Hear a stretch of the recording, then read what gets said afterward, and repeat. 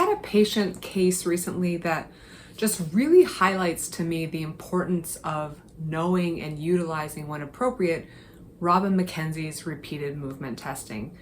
And I kind of reflect on this specific case because I was thinking to myself, what would I have done with this patient, 10 years ago, before I knew how to use repeated movement testing as an orthopedic test? Because it's hard for me to imagine what I would have diagnosed. I think I know what I would have done, which would have been kind of like throw everything at this patient, kind of what a lot of people are seeing when they go to clinics around this country with different modalities in terms of heat and ice and e-stim and ultrasound, maybe laser, different modalities in terms of attacking muscles in terms of strength and tightness and trigger points, and then joint mobility, and then other things for stabilization. So I think I might have diagnosed Facet syndrome, or I may have just diagnosed neck pain.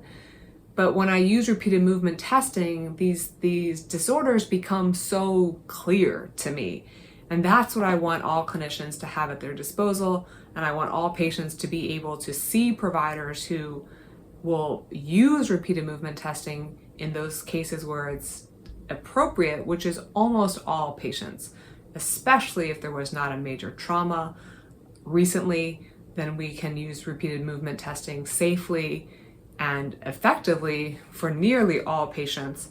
But this patient presented with acute, meaning recent onset in the last week and a half, of neck pain on the left that extended into the shoulder blade, and her biggest limitation was that she couldn't really move. So her neck was quite locked up still after a week and a half. And the mechanism of injury was reaching up, kind of a rather innocuous movement to reach.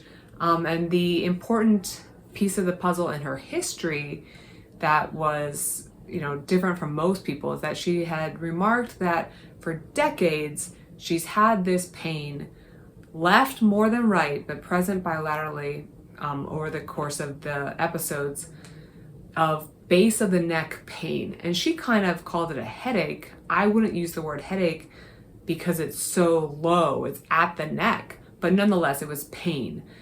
And it would only last for 30 seconds or less, and it was extreme, and she had sought care for it and not really seen elimination of that. But to me, that could also be the presentation of a mechanical disorder, just like her current problem sounds very mechanical. I moved in a certain way, and now I have pain and loss of mobility. And when I tested her, loss of strength as well. But,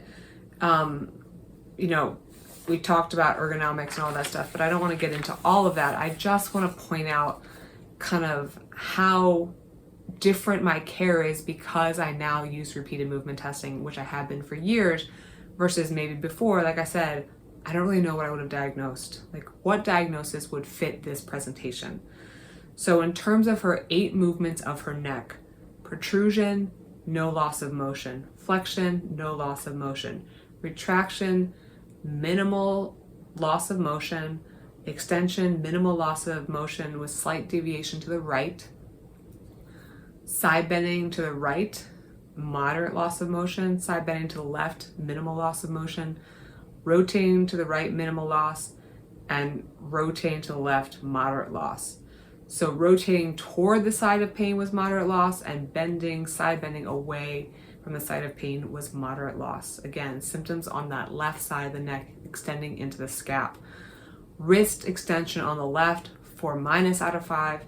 Grip, a subjective test. I did not have a dynamometer, but I remarked that the grip was about 4- out of 5 compared to the right, which I said was 5 out of 5, and finger abduction on the left, 4- out of 5. So if we take that presentation, and the pain is constant or nearly constant in that area, it's present as we speak, what diagnoses could that be? I'm not going to say never, but we don't think it's a muscle pull, because muscle pulls don't exist or don't occur with relatively benign movements.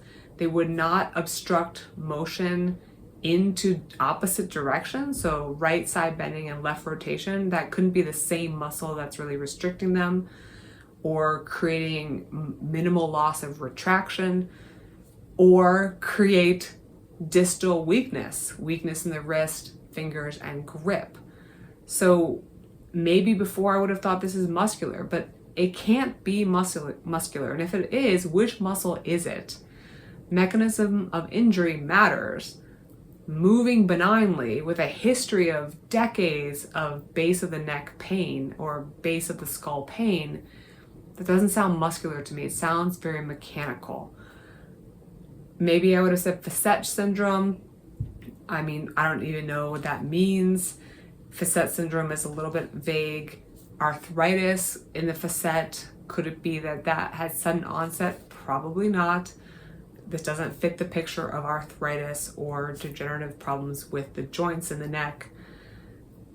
Does it fit instability? No, I didn't run instability tests, to be clear, but mechanism of injury and presentation do not make me think instability. They do not make me think fracture. They do not make me think ligamentous. So that presentation makes me think it's very mechanical, and it seems like run-of-the-mill joint problem, a mechanical problem where the joint got tweaked. That sudden movement or that reaching movement, sudden or not, was just the straw that broke the camel's back. It could be the straw that broke the camel's back upon decades of joints not moving well in the neck, or for some people it's the night before they slept in a weird position and then they move one way and then in the day and it happens.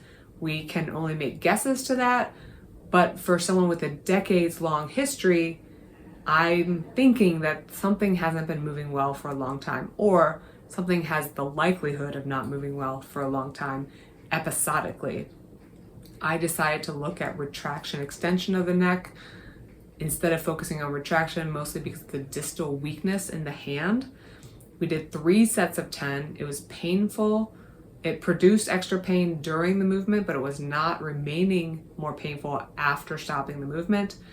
And she felt looser and her pain was about the same, but she could appreciate the looseness with the movements. Her range of motion was significantly better. Her wrist improved to 4+.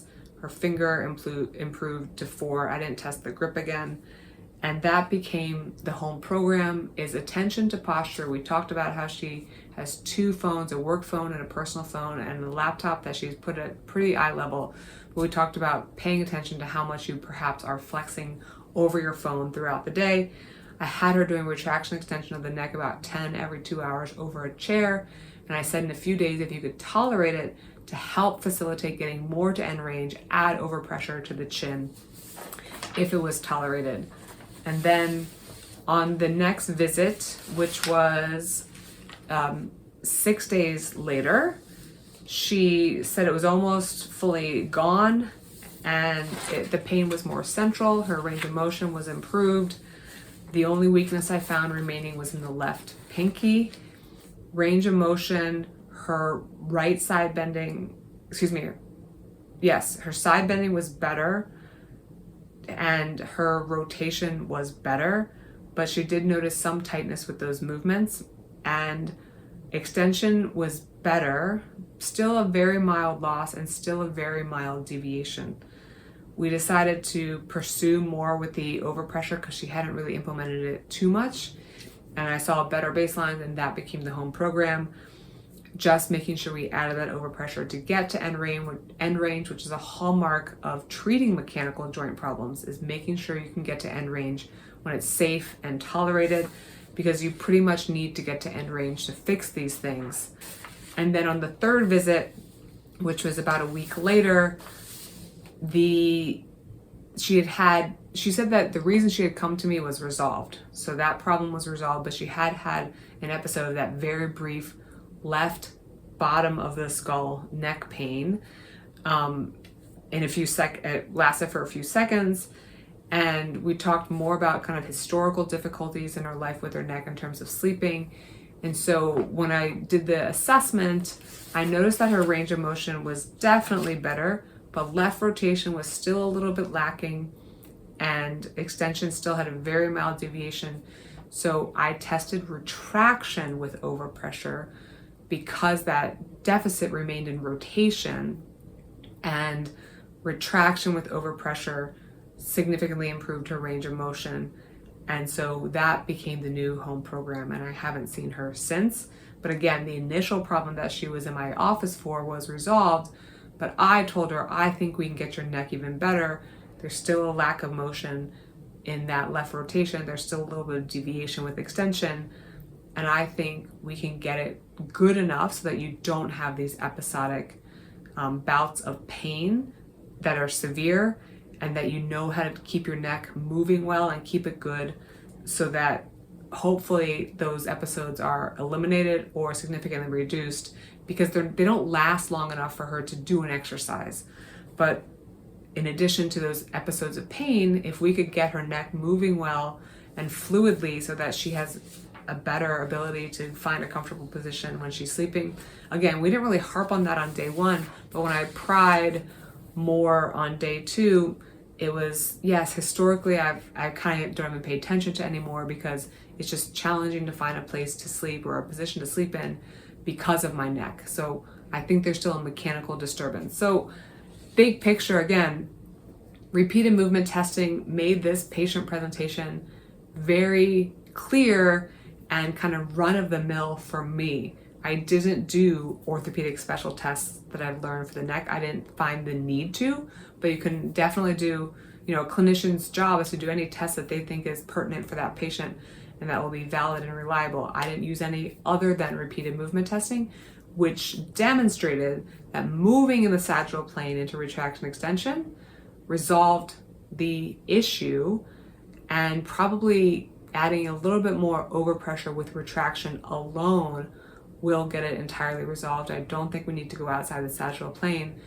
but it made this picture or this patient presentation clear to me and very resolvable. And I don't know what other clinicians are thinking that presentation could possibly be as a diagnosis. But a diagnosis of a mechanical joint derangement is when there's symptoms that are either local to the joint or referred, and there's limited and or painful range of motion, so she has both of those. Possible weakness, she has those in the distal extremity, upper extremity on the left. Possible nerve tension, she did not have nerve tension, and resolved by definition by moving repeatedly into the directional preference of that joint.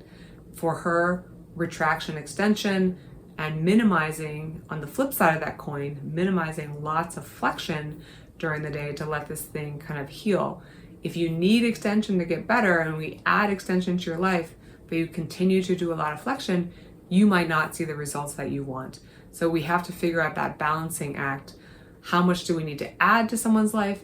How much of anything do we need to subtract? We need to figure out what is important for that patient, because I've definitely had patients for whom they'll do the exercise very diligently, but they haven't changed the other parts of their life that are contrary or contrasting that exercise, and so they're not getting anywhere. They're kind of just spinning their wheels.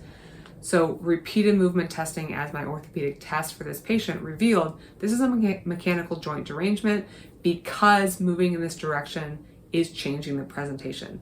If I do repeated retraction, extension, or side bending, or rotation, or thoracic extension, or any number of tests, repeated movement tests, and nothing changes in the presentation, then this would not be a joint derangement. But if we see changes, obviously especially positive changes, but also if I had her do repeated flexion to begin with, I would expect things to get worse.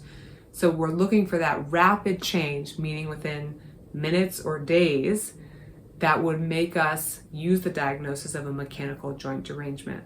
And when it is a mechanical joint derangement, the repeated movement test that is effective at reversing signs and symptoms is therefore the treatment.